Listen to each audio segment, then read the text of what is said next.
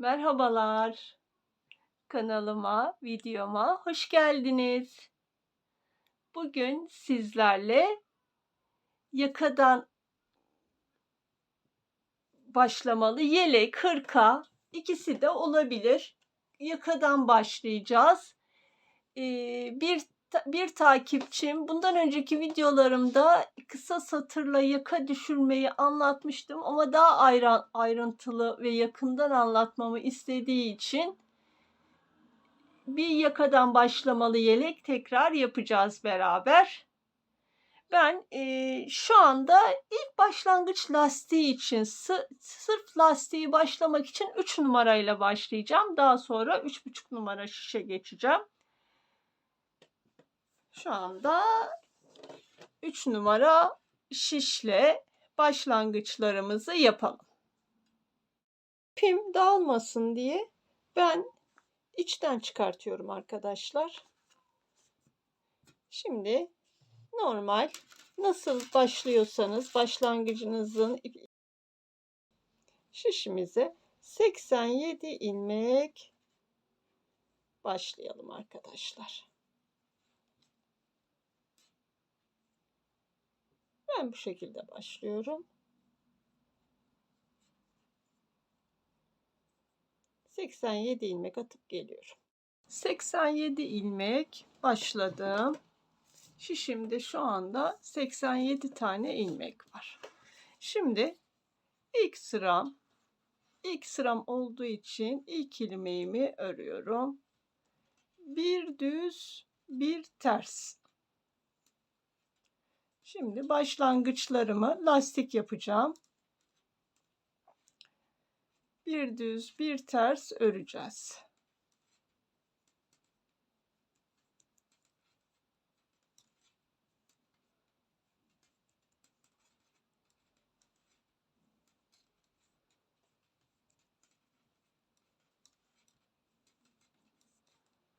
Bu şekilde.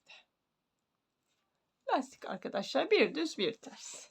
Tabii ki siz isterseniz haroşa örerek başlarsınız veya değişik başlama teknikleri, bundan önceki videolarımda değişik başlama teknikleriyle de başlıyorum. Onunla da başlayabilirsiniz. Bu yeleği bu şekilde başladım.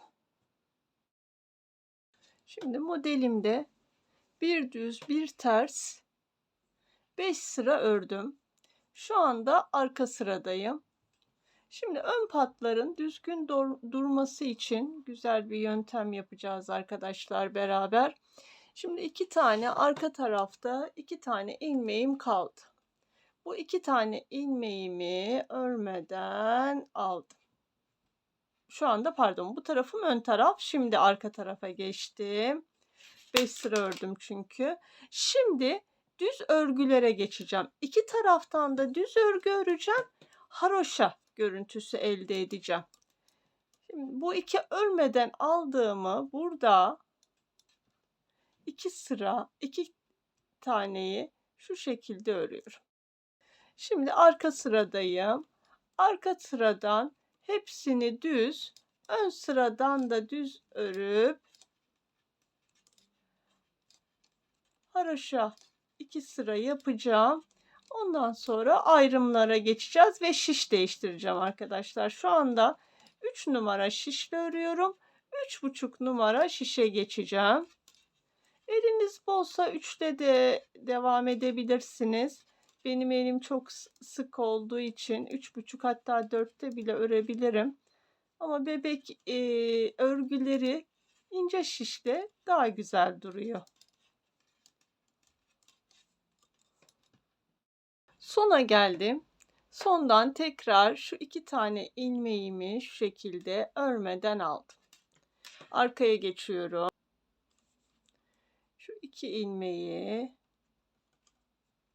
şu şekilde örüyorum ve düz örgüme devam ediyorum.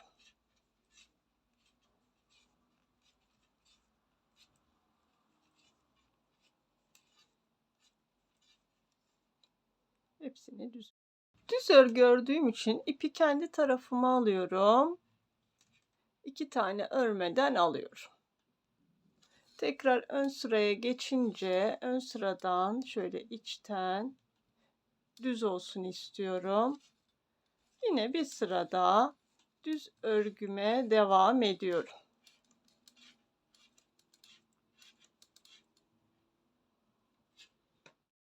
Ben şimdi ön taraftayım ve ön tarafta şiş değişikliği yapacağım. 3,5 numara şişe geçeceğim ve ayrımları yapacağım. Ayrım yerlerini yapacağım. Şişimde 87 ilmeğim var. Ben aralarda 4 ilmek bırakacağım. Güzel bir ayrım yeri yapacağım. Şimdi beraber ayrımlara başlayalım arkadaşlar. Ön taraftan size şimdi göstermek istiyorum. Güzel bir kenarları düzgün olsun istiyorum. Bunun için 2 tane arkadan örmemiştim. Şimdi ön patlara bu 1, 2. Ben ön patları düz öreceğim için burada normalde ben düzleri böyle atıyorum. Fakat bu sefer tek ön patlarda ama yönümü ip atışımı değiştireceğim. 4, 5, 6, 7. Bundan sonradan düz örgülerimi de alttan alıyorum. Tek ön patlarda çünkü burasının daha düzgün pot yapmamasını istiyorum bir iki tarafın. O yüzden 8, 9, 10, 11, 12, 13, 14 ve 15. Ayrım yerim şu anda 15. Buraya bir tane ayraç koyuyorum. Yerim belli olsun diye. Şimdi bu iki sırada yeni yaptığım için bu iki sırada hemen arttırmaya başlamayacağım. Yerlerimi belli edeceğim. Ön taraftan 15 tane ördükten sonra ben gizli arttırma yapacağım. Siz normal şöyle dolayabilirsiniz de.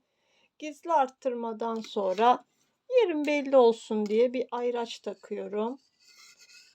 Gerçi sayılarım gizli arttırmam da belli olur. Şimdi araya ben 1, 2, 3, 4 bıraktım. Bir tane gizli arttırmamı yaptım bu şekilde ve kolu 9 yapacağım.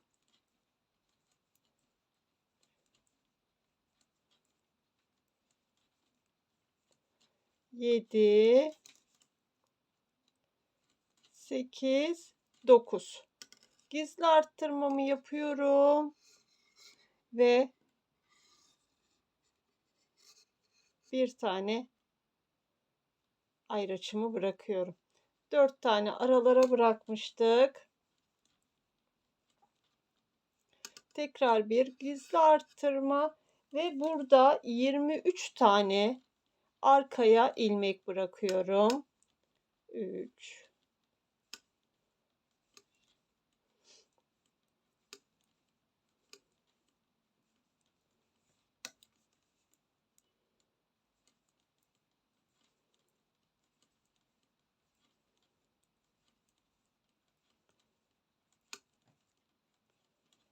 18, 19, 20, 21, 22 ve 23. Kola geldik. Bir arttırmamı yaptım. Yerim belli olsun diye. Yerim belli olsun diye bir tane ayraçımı taktım. Şimdi koldayım tekrar.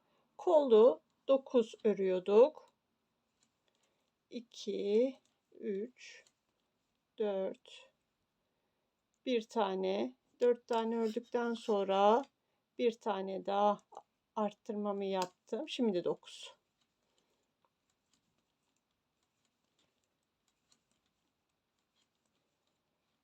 6, 7, 8, 9. Hemen bir gizli arttırma yapıyorum. Ayraçımı takıyorum. 4 tane araya ayrım yerine 1, 2, 3, 4 ve hemen yanından bir tane arttırma. Şimdi burada kısa satırı yapacağım arkadaşlar. 2 tane ördüm. Burada 2 tane ördüm. Kaç tane kaldı? 3, 6, 8, 10, 12 kaldı ve buradan geri dönüyorum şu anda. Öbür şişlerimi de taktım. Şimdi ipimi arkaya alacağım ama ipimi şöyle arkaya alıyorum. Kısa satır arkadaşlar, bakın bu şekilde. Şu alttaki ilmeği üste çıkartıyorum. Şu tarafa alayım.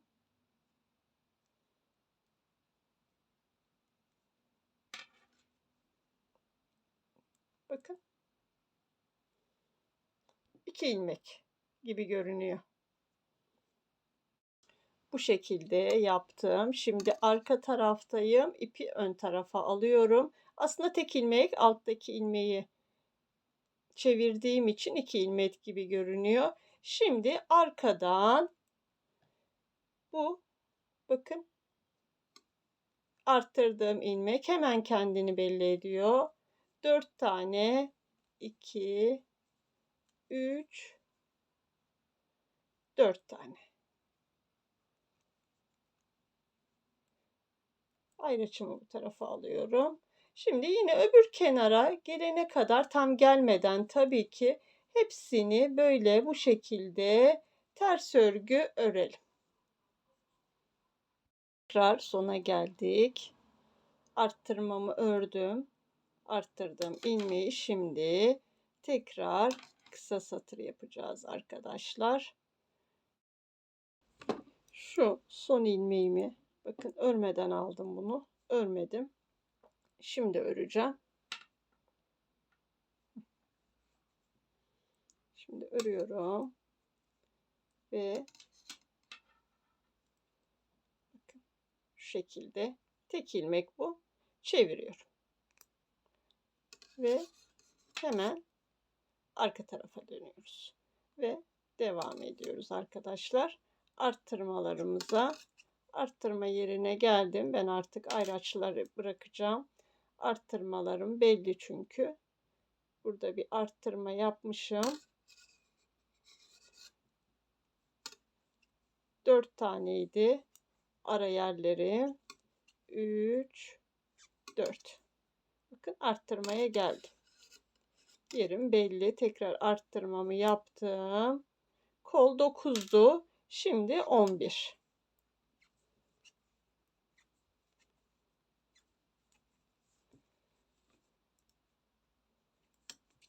Ön taraflardan arttırıyoruz. Arka taraflardan arttırma yapmıyoruz. Bu arttırdığım ilmek, ördüm. Tekrar bir arttırmamı yaptım burada. 1, 2, 3, 4. Hemen 4'ten sonra arttırmamdan önce bir arttırmamı daha yaptım. Bakın şimdi sona geldik. Burada arttırmamı yaptım. Şu, bakın, tek ilmek, kısa satır yaptığım ilmek, şu 2 ilmeği şöyle şu şekilde bir ördüm. Burada bir kısa satırımızı yaptık. Şimdi 1, 2 daha öreceğim. Aynı şekilde geri döneceğim arkadaşlar. Şunu örmeyeyim. Arkadan göstereceğim. Bir tane ördüm. Şimdi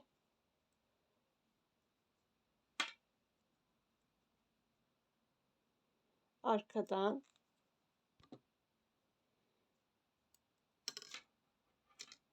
tekrar, bakın, çevirdim. Bir tane ördüm. İkinciyi çevirdikten sonra ördüm ve kısa satırımı yaptım. Tekrar buradan geri dönüyorum. Ben 2 kere döneceğim arkadaşlar. Çok oyuk olsun da istemiyorum. Ama siz isterseniz 3-4 kere de uygulayabilirsiniz. Ona göre sayılarını ayarlayabilirsiniz. Buradan da sona geldim. Son bir kez daha yapıyorum arkadaşlar. Şu bakın tek ilmeğim. Kısa satır yaptığım ilmek. Şu ikisini şöyle bir alıp örüyorum. Burada bir tane örüyorum ve dönüyorum.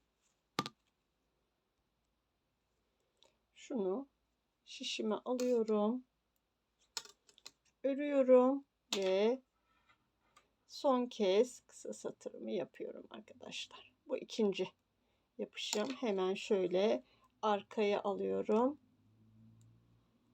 Burada ben şimdi şöyle göstereyim size.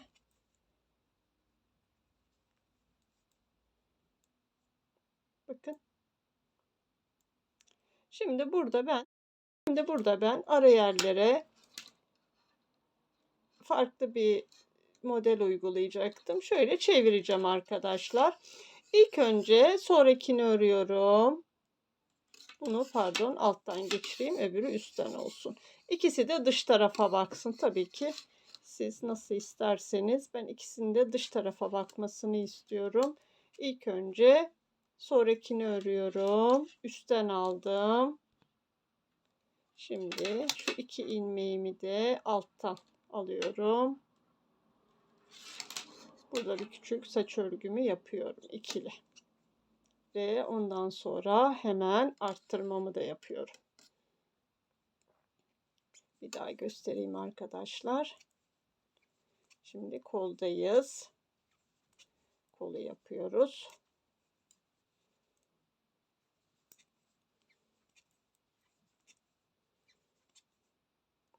Ön taraftan hep arttırmalarımızı yapıyorduk.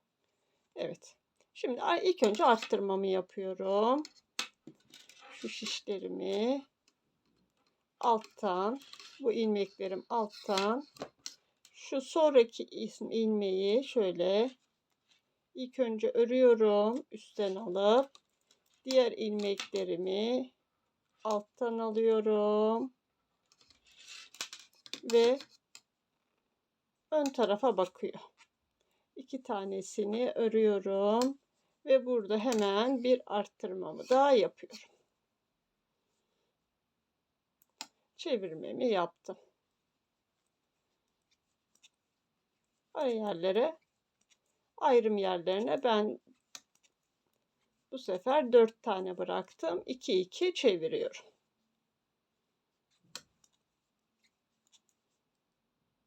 Şimdi sona geldim. Burada son kez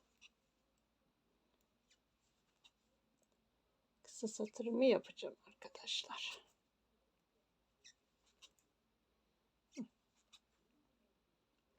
Kısa satırıma geldim. Şu ikisini şöyle bir aldım ve kısa satırımı bitirdim. Şöyle alttan alıyorum. Şimdi kenar patlara geçtim. Örgü yönümü değiştiriyorum. 1, 2, 3, 4, 5 taneyi bu şekilde örüyorum. Diğer ikisini şöyle örmeden alıyorum. Arkadan bir kere daha göstereyim arkadaşlar. İpimi ön tarafta bırakıyorum. Şimdi tekrar şöyle 1, 2 örüyorum ve aynı şekilde 3, 4, 5, 6, 7. Şimdi bütün hepsini ters örgü olarak örüyorum.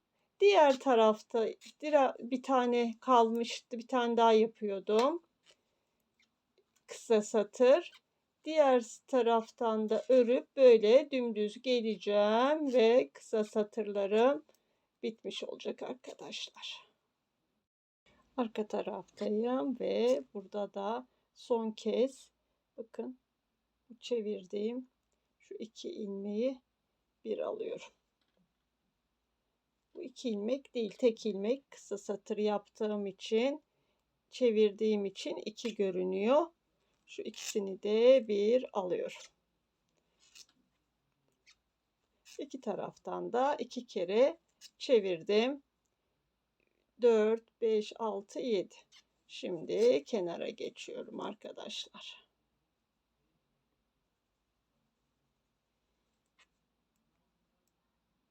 Kenarları düz örgü. 1, 2, 3, 4, 5. İpi kendi tarafıma alıyorum ve şöyle düz durması için kenarlarıma. Bu videomda sizlerle yakadan bebek yeleği başladık. Kısa satır ve yaka düşürmeyi yaptık. Ben ayrım yerlerine dörtlü kullandım. Dörtlü saç örgüsü kullandım arkadaşlar. Yapacak olan arkadaşlara şimdiden kolay gelsin diyorum. Videoma geldiğiniz için çok teşekkür ederim. Bir dahaki videolarımda görüşmek üzere. Hoşça kalın, sağlıcakla kalın.